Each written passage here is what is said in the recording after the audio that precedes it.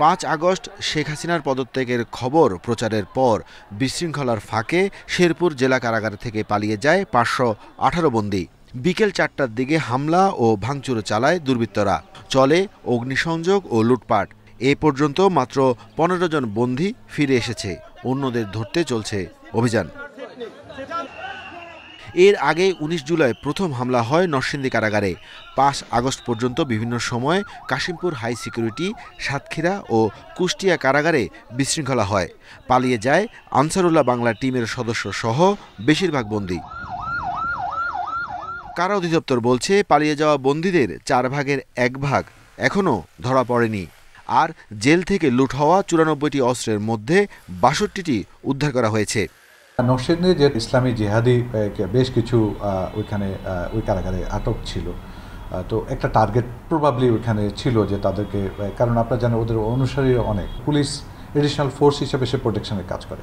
ওই সময় এটা সম্পূর্ণ অনুপস্থিত ছিল, যে কারণে আলটিমেটলি ঘটনাটা একদম হয়তোবা যতটুকু আমাদের ধারণা ছিল তার বেশি। এই ঘটনা প্রতিহত করতে কারাগারের নিরাপত্তা ব্যবস্থা ঢেলে সাজানো হয়েছে।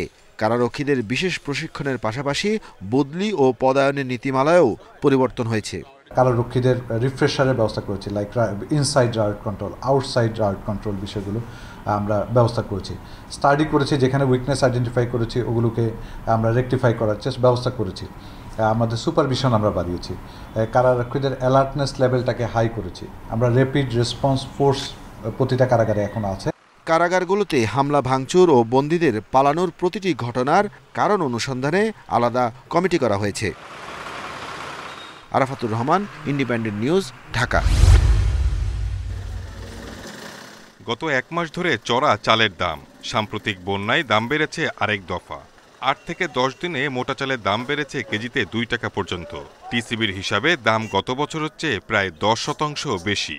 টানের জন্য যে মোটা চালটা চাহিদা বেশি, কিন্তু একটু সামান্য দাম 20-50 টাকা বেশি আর কি। বাজারের প্রবণতা এখনো অস্বাভাবিক, তবে আমরা খুবই প্রত্যাশী যে অস্বাভাবিকতা দূর হবে।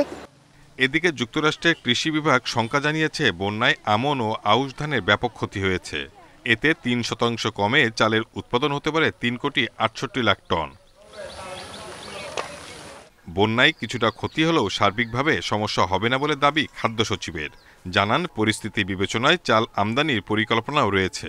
এখানে আমনের জন্য অনেক বড় প্রোডাকশন এরিয়া না, তারপরও কিছুটা ক্ষতি হবে, আমরা এস্টিমেটটা করছি। আর কৃষি মন্ত্রণালয় আমাদের একটা এস্টিমেট দিচ্ছে কি পরিমাণ ক্ষতি হবে, তারপরে আমরা উপদেষ্টা পরিষদ উত্থাপন করব। এমন হতে পারে যে এটার প্রেক্ষিতে সিদ্ধান্ত নিয়ে প্রয়োজন মনে করলে কিছু চাল হয়তো আমদানিও করা লাগতে পারে, যে ডিপেন্ড করে আমন প্রোডাকশনের উপরে। তবে চাল আমদানির চেয়ে উৎপাদন বাড়ানোর উপর জোর দিয়েছেন কৃষি অর্থনীতিবিদরা। পাশাপাশি বাজারে কারসাজি রোধের তাগিদ। সরবরাহ কিছু আরও কীভাবে বাড়ানো যায় উৎপাদনের মাধ্যমে বা আমরা বিদেশ থেকে আমদানি করার মাধ্যমে, এটা যেমনিভাবে প্রচেষ্টা থাকতে হবে, ঠিক তেমনিভাবে আমাদের বাজারের যেই অস্বাভাবিক পরিস্থিতি সৃষ্টি করে ব্যবসায়ীরা, এই যে যোগসাজশ এবং এই যে তাদের সিন্ডিকেট, এটাকে ভাঙতে হবে। খাদ্য মন্ত্রণালয়ের হিসাবে সরকারি গুদামে চালের মজুদ প্রায় 14,65,000 টন, যা গত বছরের চেয়ে 22.1% কম। Shahid Ahmed, independent news, Dhaka. রংপুরের গঙ্গাচড়ায় তিস্তার পানি কমার সাথে সাথে দেখা দিয়েছে নদী ভাঙন। নদী গর্ভে বিলীন হয়েছে ঘরবাড়ি সহ কয়েকশো একর ফসলি জমি। উজানে ভারী বৃষ্টিপাত হলেই লক্ষ্মীটারি ইউনিয়নের বেশ কিছু গ্রাম ও প্রধান সড়ক ভাঙনের কবলে পড়তে পারে আশঙ্কা স্থানীয়দের।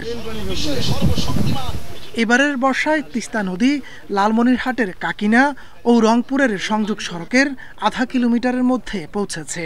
এতে ভাঙনের হুমকির মুখে পড়েছে তিস্তা নদীর উপর নির্মিত গঙ্গাচড়া সেতু এবং এলাকার 1,500 পরিবার।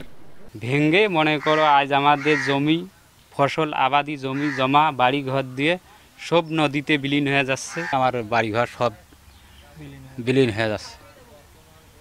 এখন আমরা বাড়ি থেকে কোথায় যাই এখন? এদিকে শঙ্করদহ গ্রামের বেশ কয়েকটি জায়গায় ভাঙন শুরু হওয়ায় প্রতিদিনই তিস্তার গর্ভে বিলীন হচ্ছে ফসলি জমি। যদি এর একটা ব্যবস্থা করা না হয়, আমরা বলা যায় 5 নং লক্ষ্মীটারি ইউনিয়নের 5টা ওয়ার্ডে নদী বিলীন হয়ে যাবে। ভাঙন কবলিত এলাকায় নদীর তীরে জিও ব্যাগ ফেলার কথা জানিয়েছে পানি উন্নয়ন বোর্ড। তাৎক্ষণিকভাবে যে জায়গাগুলো ঝুঁকিপূর্ণ, বিশেষ করে সরকারি বেসরকারি গুরুত্বপূর্ণ অবকাঠামো রয়েছে, সেই জায়গাগুলোতে আমরা জরুরি আপৎকালীন ব্যবস্থার মাধ্যমে জিও ব্যাগ ফেলে ভাঙনকে প্রশমন করার চেষ্টা চালিয়ে যাচ্ছি। তিস্তার ভাঙনে ঘরবাড়ি ও ফসলি জমি হারানো রোধে স্থায়ী ব্যবস্থা নেওয়ার দাবি স্থানীয়দের। Independent news. উদ্বোধনের 11 মাসেও প্রত্যাশিত যানবাহন চলাচল এবং আয় হচ্ছে না চট্টগ্রামের কর্ণফুলী টানেলে। উল্টো আয়ের চেয়ে রক্ষণাবেক্ষণের খরচ হচ্ছে বেশি, যাকে লোক দেখানো বলছেন সাধারণ মানুষ। এখন তো গাড়ির খুবইটা কম চলতেছে, টানেলের লাভ হচ্ছে না।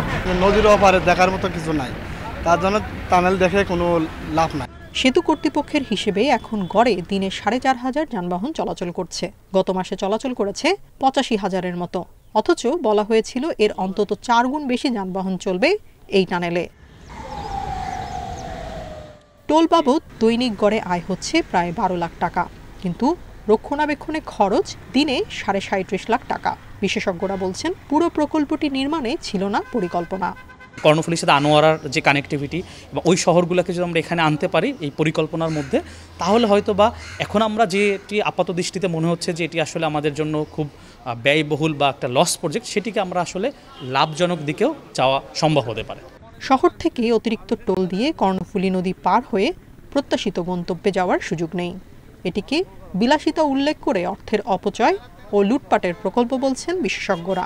মেনটেনেন্স আছে, তারপর যারা সিকিউরিটি এদের আছে, সবগুলো মিলে এইটার খরচ অনেক বেশি। এইটা করা মানে হলো আপনার হাতি পোষানো।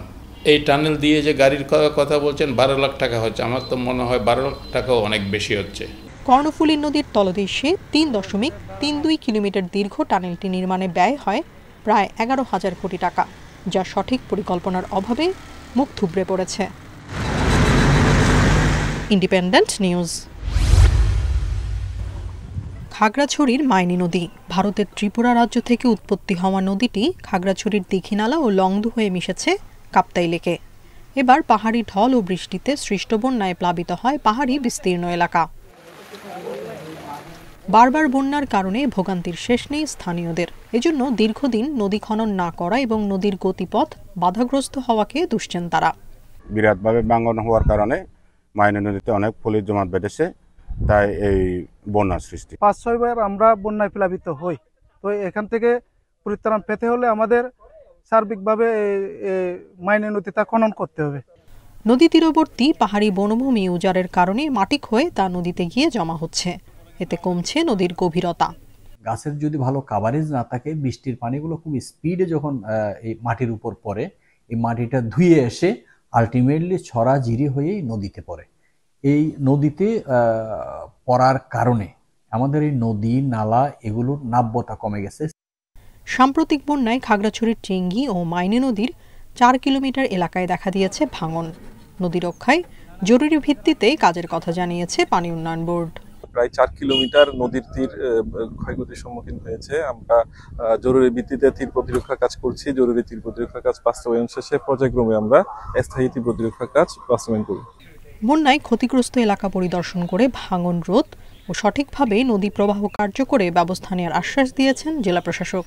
কিছু জায়গায় ভয়াবহ ভাঙনের সৃষ্টি হয়েছে, তো এই কারণে আমরা পানি উন্নয়ন বোর্ডের কর্মকর্তাদের সাথে নিয়ে আসছি, যাতে এটাকে অ্যাসেস করে প্রপার একটা প্রোটেকশন দেওয়া যায় আর কি। এবার 4 দফা বন্যায় জেলায় 40,000 ঘরবাড়ি ও 2,000 হেক্টর ফসলি জমি নষ্ট হয়েছে। ভেঙে গেছে গ্রামীণ সড়কের 107 কিলোমিটার অংশ। কৃষিতে ক্ষতির পরিমাণ 67 কোটি টাকা। Independent news.